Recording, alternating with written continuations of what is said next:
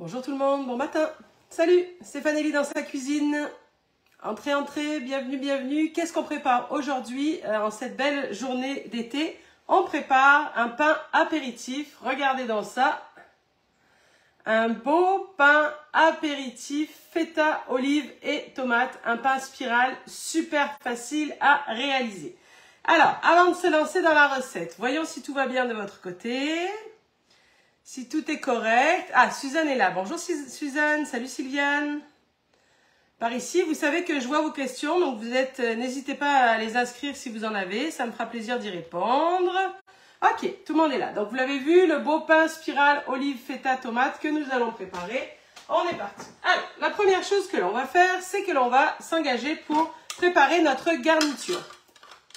On pourrait le faire après, mais tant qu'on peut éviter de laver le bol, c'est toujours préférable.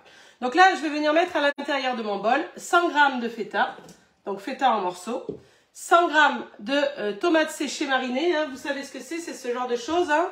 Alors égouttez, évidemment, on garde l'huile, on va voir qu'on va utiliser l'huile de marinade de nos tomates. Donc là, c'est juste mes pétales de tomates séchées marinées que je vais mettre à l'intérieur, donc 100 g. Salut France qui nous reçoit, salut Marie, salut Nadine. Allez, 100 g de chaque, donc 100 g de feta, 100 g de tomates marinées et ici je rajoute 100 g d'olives noires, Kalamata ou niçoises, des bonnes olives qui ont bien du goût. Là c'est des en morceaux parce que c'est ce que j'avais, mais on s'en fiche puisqu'on va les hacher de toute façon. Bien entendu, dénoyauter par contre. Donc là on a compris qu'on est en train de fabriquer la spirale, la garniture de notre pain spirale. Donc on a mis 100 g de chaque tout simplement à l'intérieur du bol. On referme et on va venir donner juste un coup de turbo. Comme ceci, 1 seconde, c'est suffisant. On appuie sur la maison pour ressortir, vous le savez. On prend une assiette pour débarrasser notre garniture. Salut Annie, salut Guylaine. Hop. Donc là, vous avez vu ce qu'on avait au départ. 100 g de feta, 100 g de tomates séchées marinées et 100 g d'olives. Et on voit ici qu'on a... J'ai pas sorti ma spatule. On voit ici qu'on a encore une garniture avec des beaux morceaux et tout comme il faut. Donc je la débarrasse parce que cette garniture-là, elle viendra une fois que le pain aura poussé, évidemment. Quand on en sera au façonnage, c'est beau, hein? Puis cette garniture, tu sais, tu peux t'en servir pour plein de choses. Hein. Rajoute ça à une sauce tomate basique que tu as dans ton placard, même du commerce, ou fait maison, c'est encore mieux. Tu as une sauce tomate pour des pâtes en express, vraiment wow.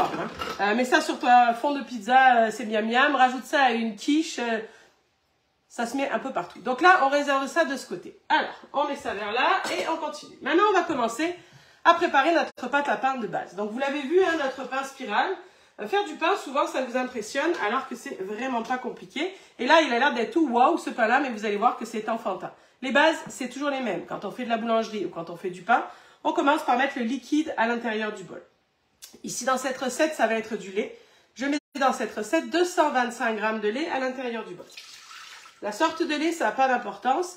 Au niveau de la matière grasse, peu importe. Et au niveau également, si jamais lait de soya, lait d'amande, c'est un petit peu moins moelleux, mais ça fonctionne très bien quand même. Salut, salut, je vous vois tous qui rentrent arriver. Isabelle, Laurence, donc s'il y a des questions, n'hésitez pas. Donc 225 g de liquide, c'est toujours comme ça qu'on fait quand on met du pain. Quand on fait du pain, si c'est du pain, ça sera de l'eau. Là, comme c'est un pain un peu plus brioché, souple, c'est du lait. On rajoute donc une cuillerée à thé, un 3/4 de cuillerée à thé de levure déshydratée ou un 15 g de levure fraîche. Je fais bien attention de mettre ça dans le liquide et non pas sur la lame parce que là, l'étape d'après, ça va être de réveiller ma levure, d'activer ma levure. Donc là, on y va pour quelques minutes à 37 degrés à faible vitesse. Qu'est-ce qu'on est en train de faire? Pour faire du pain, il faut de la farine, ça c'est sûr. Il faut un liquide, ça c'est évident. Mais il faut aussi quelqu'un qui nous aide à fermenter. La levure, c'est ça son travail, la fermentation. Créer un dégagement gazeux, faire pousser la pâte. Et c'est ça qui va faire qu'on va avoir une belle mie bien alvéolée au fur et à mesure de nos recettes. Mais il existe donc différentes sortes de levure. La sèche déshydratée que j'ai utilisée là ou la fraîche. C'est la même chose dans les faits, sauf qu'il y en a une qui est bloquée dans le temps, qui est déshydratée pour une meilleure conservation. Mais son travail, c'est le même. C'est de faire activer la pâte, de faire fermenter. Eh bien, dans les deux cas, la fraîche, c'est moins indispensable, mais moi, je trouve que c'est bien de le faire à chaque fois. On va aider notre levure à être encore plus efficace en la réhydratant, en la réveillant. Donc, on met en général 2 à 3 minutes à 37 degrés à faible vitesse. Pourquoi pas plus précis le temps? Parce que selon la température du liquide que tu vas mettre, si c'est de l'eau, si c'est du lait qui sort du frigo, ça dépend toujours. Donc le 37 n'est pas atteint toujours au même moment. Ça dépend aussi de la quantité de liquide selon la taille du pain que tu fais. Donc 2 à 3 minutes à 37 degrés. Ce qui est important, c'est qu'on ait atteint le 37 degrés. Tu sais, le gros chiffre, c'est ce que tu demandes. Le petit, c'est ce que tu as atteint sur le dessus. Donc tant que j'ai pas mon 37 sur le dessus écrit, ça veut dire que j'ai pas atteint la bonne température. Pourquoi 37? C'est la température de réveil idéale de la levure. Moins elle n'est pas assez réveillée, plus elle est morte avant même d'avoir fonctionné. C'est pour ça que souvent, quand on utilise de la levure sèche déshydratée et qu'on regarde sur les paquets, c'est souvent écrit, ça dépend des marques, là, active à tant de degrés, mets sous l'eau tiède, laisse pousser, mais l'eau tiède de ton truc. Si jamais c'est trop chaud, au-delà de 40, clairement, ça commence à tuer ta levure. C'est pour ça qu'avec ça, le 37, c'est parfait. On sait que c'est très efficace. Ça, c'est ce qu'on fait avec n'importe quel pain. Ok. Ensuite, qu'est-ce qu'il va falloir faire? On va venir rajouter notre farine. Ça prend également toujours du sel, hein, bien entendu, quand on fait une pâte. Et le sel, c'est toujours ce qu'on met en dernier. Donc la farine, les différents ingrédients que l'on souhaite ajouter, et toujours en dernier la farine, parce que en contact direct avec la levure, le sel, ça fonctionne pas du tout. Il y en a qui mettent le sel à cette étape-là, la levure, le liquide et le sel, en se disant, au moins le sel va se dissoudre. C'est la pire idée à faire, hein, parce que là, tout ce que tu fais derrière, ça sert plus à rien, parce que tu as directement tué ta levure, c'est comme si on l'avait pas mis. Donc le sel, toujours important quand on fait de la boulangerie, mais toujours en dernier. Nous, c'est un pain apéritif un peu différent qu'on fait, vous le voyez ici, hein, un peu gourmand. Donc même s'il y a une garniture, vous voyez qu'il y a des petites choses dans ma pâte à l'intérieur pour la parfumer en elle-même. Donc je vais venir rajouter une cuillerée à thé et demie d'origan, ça aurait pu être des herbes de Provence, j'ai choisi, tu sais, pour aller un peu à la grecque avec olive feta, mais ça aurait pu être herbes de Provence. Ici, et j'ai rajouté 20 grammes d'huile d'olive, puis tant qu'à faire, au lieu de prendre de l'huile d'olive, je vais utiliser l'huile de marinade de mes tomates. Vous vous rappelez que dans la garniture de notre spirale, on a les tomates. Donc là, j'utilise l'huile de ma marinade pour des économies. Et puis parce que c'est très goûteux et c'est dommage de perdre. On ne jette pas cette huile-là, quoi qu'il arrive. On s'en sert pour faire une vinaigrette ou autre. Donc là, on voit que le 37 est atteint. J'ai mes 2,37. Donc on va pouvoir ajouter les ingrédients dont on a parlé. Est-ce que ça va? Je ne veux pas parler toute seule, hein. Si vous êtes là, dites-moi si vous avez des questions. On va faire un monologue. Ah ben, c'est ça que je fais un peu, mais j'aimerais mieux éviter. Si vous avez des questions, il faut les poser. Donc là, une fois que mes 225 grammes de lait et ma levure sont activés, sont prêts, sont à la bonne température, je viens rajouter 425 grammes de farine. Vous avez bien entendu tous les poids et toutes les étapes disponibles sur www.fanelli.com, tout en détail pour tout reprendre. Ensuite, on l'a dit, on rajoute notre origan. C'est pas compliqué, hein, pour l'instant. On rajoute notre huile de marinade, par ici, hop, 20 grammes, ça pourrait être de l'huile d'olive normale, vous l'avez compris. Et en tout dernier, le sel. Et je prends garde en mettant un peu sur la pointe des pieds de mettre bien dans ma farine. Parfois, si on voit du liquide, on ne met pas son sel dans le liquide pour les raisons évoquées précédemment qui sont, ça va tuer ta levure. C'est bon? Maintenant, c'est le temps de pétrir. C'est toujours les mêmes étapes quand on fait de la boulangerie. Ton liquide, ta levure, tu l'actives 2 à 3 minutes, 37 degrés. Tu rajoutes ta farine, ton sel, les différents amis éventuellement. L'étape d'après, c'est toujours pétrir. Pétrir, c'est pas la peine de pétrir pendant des heures et des heures. Entre 2 et 5 minutes, le plus souvent, c'est bien assez. Donc là, on va y aller pour 3 minutes. Éventuellement, on pourra arrêter un peu avant, comme ceci. Quand on pétrit, c'est toujours sans le gobelet, parce que ce qu'on cherche à faire, c'est incorporer de l'air à l'intérieur de la pâte. Donc si tu laisses ton gobelet, tu ne peux pas incorporer d'air pendant ton pétrissage. Quand tu pétrissais comme ça sur ton comptoir, le fait de pétrir, c'est de mettre de l'air dans ta pâte. Si tu as le gobelet, c'est pas possible. En plus, comme précédemment, on a activé à 37, le bol est quand même tiède. Si tu mets ton gobelet, ça va créer de l'humidité à l'intérieur. Ça ne fera pas rater la recette, absolument pas. Mais tu risques d'avoir une pâte plus collante, parce que plus humide, puisque ton humidité enfermée à l'intérieur, et donc plus désagréable à travailler. Alors, ici, on va retirer ça, parce qu'on en a plus besoin. Est-ce que ça va? Ben, tu sais, moi, ce que je vous dis, c'est des recommandations. Laurence dit, je viens de l'apprendre, qu'on ne mettait pas le gobelet. Il n'y a rien d'obligatoire, il y a toutes sortes de recettes possibles, mais tu sais, quand on l'explique, il me semble que c'est logique. Pétrir, c'est incorporer de l'air. Si tu fermes, ça ne marche pas. C'est comme quand tu mets le fouet, si tu mets ton gobelet, fouetter, c'est incorporer de l'air dans une préparation pour la développer, ça ne peut pas marcher. Donc, je pense que c'est plus efficace. Ça marche quand même, mais c'est plus efficace si tu veux. Ok, donc ce pain-là, donc là, on est en train de pétrir, on l'a dit, pendant 2 à 3 minutes. Ce pain-là, vous l'avez vu, une forme de pain en longueur. Donc, on va utiliser ce genre de moule. Pourquoi j'en ai sorti 2? Parce que ça, c'est ce qu'on appelle, alors, tu sais, je sais qu'on est France-Québec entre nous, hein, évidemment, donc parfois c'est drôle parce que on a du vocabulaire différent, on se recroise. En tout cas, un moule à pain, c'est ce genre de choses ici. Ce qu'on appellera plus un moule à cake ou un moule terrine en France. Hein, donc ce genre de moule long, ici ça s'appelle un moule à pain. Puis vous voyez qu'il y a une différence. Ça serait le format d'ici, le format nord-américain. Ça serait plus le format européen. Dans cette recette, on s'en fout, pas d'importance. Par contre, tu comprends bien que ça va faire une différence au niveau du façonnage. Je vais vous montrer tout à l'heure. Les mesures des moules sont sur le site internet, bien entendu, en détail. Donc là, moi, je vais utiliser mon moule d'ici, mais je vous expliquerai tantôt comment faire.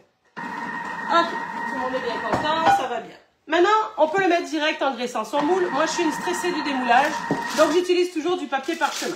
Donc là, on prend son papier parchemin à une taille à peu près cohérente par rapport à ton moule. On le froisse complètement. On vient sous le robinet travailler sa boule de papier parchemin. Ça, c'est une astuce qui marche pour n'importe quand on a besoin d'utiliser du parchemin. Ça peut aller dans un moule charnière, ça peut être dans un moule à gâteau, ça peut être dans le vin romain, sur le plateau. En fait, vous allez voir que ça rend le papier parchemin docile. Docile, ça veut dire quoi? Vous allez voir. Donc là, j'ai travaillé, je sens que mon papier parchemin, ou sulfurisé en Europe, papier sulfurisé en Europe, est plus souple. Je défais ma feuille. Et là, mon papier va être docile dans le sens, il va se mettre exactement comme je vais lui demander et rester à la bonne place. Parce que sinon, c'est pas facile hein, dans un moule comme ça de venir mettre son parchemin. Et voilà. Alors oui, le papier est humide. Est-ce que c'est grave pour ma recette de cake, de gâteau ou de pain aujourd'hui? Non, ça n'a aucune importance. Donc là, mon moule est prêt pour tantôt. Est-ce que ça va? Oui, il y en a qui me disent, moi je beurre et je farine. Pas de problème. Ben là, dans le cadre de la boulangerie, je pense pas que vous beurrez et farinez, mais peut-être que vous mettez de l'huile d'olive. Si c'est ce que vous avez l'habitude de faire, pas de problème. Je suis juste stressée. Moi, du démoulage, donc je m'assure toujours que toutes les choses sont en mon bord. Donc là, on a eu notre 3 minutes de pétrissage. Quand j'ouvre, voilà à quoi ressemble la pâte. Ça fait toutes sortes de boulettes. Dans ce temps-là, vous êtes stressé. Il n'y a pas à être stressé, il n'y a aucun problème. Il y a des petites boulettes. De toute façon, ça va pousser et ça ira bien. Le temps de pousse, c'est environ 1 heure. Évidemment, j'ai fait une recette d'avance pour vous montrer les étapes suivantes. Donc là, on va faire un petit switch et vous allez comprendre. Regardez voir. Ça, c'est exactement la même que j'ai faite il y a 1 heure. Ça, c'est celle que je viens de faire. Celle que j'ai faite à 1 heure, il y a 1 heure, celle qu'on va travailler maintenant ensemble. Je m'en vais la dégazer. Parce que je veux récupérer le bol. Hein, tant qu'à faire, on ne va pas faire 50 tonnes de vaisselle. Donc là, je dégaze. Vous voyez, mes petites boulettes, elles sont écrabouillées. Il n'y a pas de problème. Je rassemble comme ceci pour former une boule et je viens placer ma boule sur mon tapis de façonnage ou mon comptoir selon vos habitudes de travail. Maintenant, revenons en arrière. Oh, je vois une question. Non, quelqu'un qui mange de la crème glacée qu'on a fait la dernière fois. Parfait. Donc là, ma pâte vient d'être pétrie, on est d'accord? Je retourne mon bol, j'active le cucu de la lame. Hop, ça là. À droite, à gauche, pas dans le même sens. Ce que tu veux, c'est faire tomber ta pâte. Là, il y a un morceau récalcitrant. On s'en vient le retirer. On a 2-3 petits bouts ici qui sont là, qui s'en vont très facilement de la lame. Et là, donc, la pâte ressemble à rien. C'est pas grave. Tu peux refaire une boule si ça te stresse, mais c'est pas obligatoire. Ici, on met ça. Vous avez entendu le bruit. Moi, je mets ça dans le micro-ondes à pousser. Ça m'évite d'avoir le bol qui traîne sur le comptoir. Ou en plus, comme c'est hermétique, le pain va pousser dans sa propre moiteur et ça fait un pain plus développé et plus agréable. Donc là, 1 heure environ dans le micro-ondes ou sur le comptoir avec un linge ou avec un papier film par-dessus. Ici, ma pâte. Donc, maintenant, je vais enlever ça parce que je vais avoir besoin de mouvement. Hein, c'est ce qu'on est en train de préparer, mais j'y reviens. On va venir étaler notre affaire. Pour étaler notre affaire, ça nous prend un rouleau et ça nous prend un peu de farine pour fariner notre comptoir. Est-ce que tout va bien tout le monde? Vous suivez? Vous êtes correct? Donc, on va tout simplement fariner le comptoir. Et ce qu'on veut, c'est obtenir une bande de pâte d'environ 20 par 40 cm. Vous vous rappelez, mon moule est comme ça. Donc, il faut que ma pâte soit à peu près de cette largeur-là, pas plus, et en longueur. Si vous aviez le moule européen, ça serait le même sens, mais vous allez voir que vous le rouleriez dans l'autre bord. Alors là, on y va, on prend son mal en patience. C'est le bout que je trouve le plus long, surtout quand je suis avec vous, hein, parce que je ne peux pas meubler en faisant autre chose pendant ce temps-là. Parce que quand on fait de la pâte à pain, ben, c'est très élastique, ça revient, donc il faut y aller tranquillement. Avez-vous des questions pendant ce temps-là? Pour voir si ça peut combler, là, qu'est-ce que je viens de voir? Au micro-ondes éteint, je suppose. Oui, oui, oui, le micro-ondes, il est vide, il n'y a rien dedans. Puis évidemment, quand on met sa pâte à pousser dans le micro-ondes, on évite que ça soit l'heure du goûter ou du déjeuner où tout le monde va s'en aller dans le micro-ondes pour faire chauffer ses affaires. Hein. On le laisse bien tranquille. Donc là, vous avez compris, je suis en train d'essayer d'étirer ça pour avoir une bande de environ 20 cm de large par 40. Quand on prépare du pain, le pétrissage va évidemment, en plus de la fermentation, activer le gluten dans la farine. Tu comprends ce que je veux dire? Le gluten dans la farine, c'est ça qui fait le pain moelleux. Mais, je vais souffler de faire ça en même temps. Quand on roule aussi notre pâte comme ça, on travaille aussi notre gluten dans la farine. Et souvent, vous allez voir que au début, c'est récalcitrant. Puis d'un seul coup, la pâte va enfin devenir docile et s'étaler sans aucun problème. Parce que le gluten est prêt.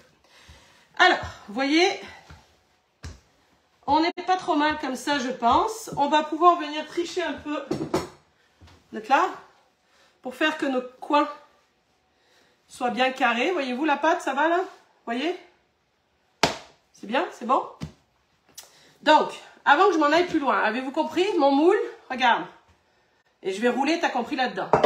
Si je prends le format européen, donc qui est plus long, à ce moment-là, vous le roulerez dans ce sens-là. Vous avez compris et vous irez le mettre comme ça. Pas plus compliqué. C'est bon? Vous êtes là? J'ai l'impression d'être toute seule. Tout va bien? Bon. Moule à pain en silicone, je décommande pour plusieurs raisons. La première, c'est parce que le pain, quand il cuit, il double de volume, il pousse. Donc dans le moule en silicone, il va gonfler et ça va faire un pain difforme. Ensuite, qui dit silicone dit plastique. Dans le cadre du pain, ça va apporter un peu trop d'humidité. Si vous avez l'habitude de le faire, faites-le. Mais si vous avez le choix, je vous recommande de ne pas le faire. Je m'excuse, il y a comme un intrus là-dedans que je ne voudrais pas mettre dans ma recette. Voilà, donc, ça va? Là, j'ai rajouté la garniture que l'on avait fait tout à l'heure. Donc, feta, olive, tomates séchées marinées. Qu'on avait juste passé avec un petit coup d'une seconde de turbo. Bien sûr, c'est ça que j'ai choisi, mais vous auriez pu varier. Ça aurait pu être olive verte, gruyère et jambon, par exemple. Par contre, on reste toujours dans des garnitures quand même sèches, tu comprends? Il ne faut pas que ça rentre trop d'eau, trop de jus, trop d'humidité. Sinon, ton twist du pain, que je vous remontrerai tout à l'heure, va mal être collé. Tu comprends? Le twist va se défaire et le pain va être mouillé à l'intérieur. Donc là, vous voyez que j'essaye de faire que ma garniture soit partout de manière uniforme. On a une belle garniture gourmande quand même comme ceci, c'est bon? Et là, on y va, on roule la pâte sur elle-même. Donc au début, on fait ça. Puis après, on essaye quand même de... Tu vois, hop.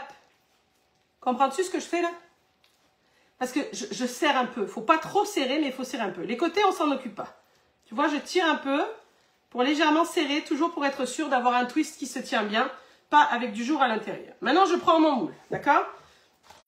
Évidemment que comme on ne mesure pas au centimètre près, des fois, ce n'est pas exactement la même taille. Mais ce qui est important, c'est que la fermeture soit en dessous dans mon moule. Et les côtés, naturellement, on va les rentrer légèrement à l'intérieur. Il ne faut pas qu'il y en ait trop, sinon ça fait un trop gros crouton. Et tu vois, là, c'est à peine pour fermer ça comme il faut. De toute façon, encore une fois, comme la garniture n'est pas coulante, ça ne pose pas de problème. Donc là, tu vois, j'ai d'abord fait ça, ce qui est un peu bizarre, mais là, ça ne reste pas comme ça, évidemment.